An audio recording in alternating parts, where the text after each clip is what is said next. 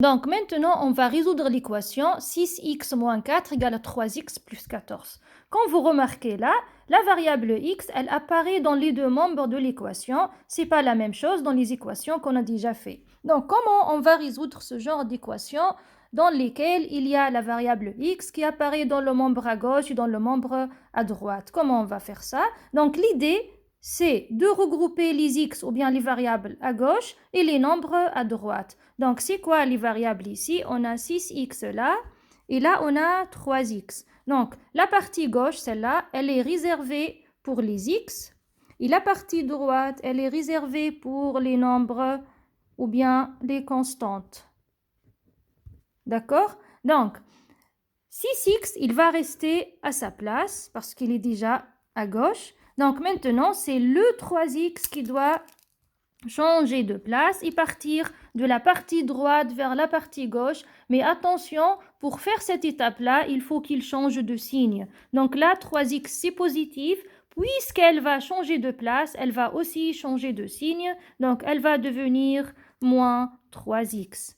Et voilà, on a terminé la partie gauche. La partie droite maintenant, qu'est-ce qu'il y a dans la partie droite là comme constante? Il y a le plus 14 qui est là. Ça, c'est plus 14. Donc, il va rester à sa place. Plus 14, c'est-à-dire 14, c'est positif. Par contre, là, il y a le moins 4. Attention, c'est pas 4, c'est moins 4. On prend toujours le nombre avec le signe qui le précède, qui va changer de place. Il va partir de la partie gauche vers la partie droite et bien sûr en changeant de signe. Donc, puisqu'il était à gauche, moins 4, il va partir à droite, il va devenir plus 4.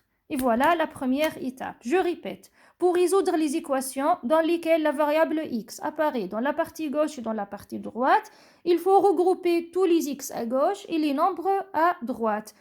Sauf que pour changer la place de n'importe quel membre, il faut changer son signe aussi.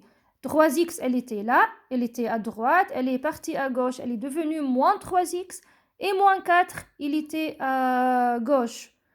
Il est parti à droite, il est devenu plus 4. Maintenant, on termine notre travail.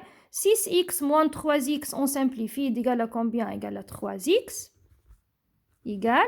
Et 14 plus 4 égale à combien? Égale à 18. Donc, qu'est-ce qu'on a trouvé? Donc, on a trouvé 3x égale à 18. Et l'équation, elle est devenue très très simple. Tout le monde sait la faire.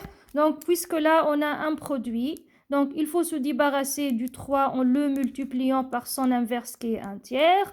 On fait la même chose à droite, on multiplie par un tiers. Donc, un tiers fois 3, c'est 1 et 1 fois x, c'est x. Et 18 fois 1 tiers, c'est 18 sur 3. Et on a terminé. L'équation admet comme solution 18 tiers. Voilà.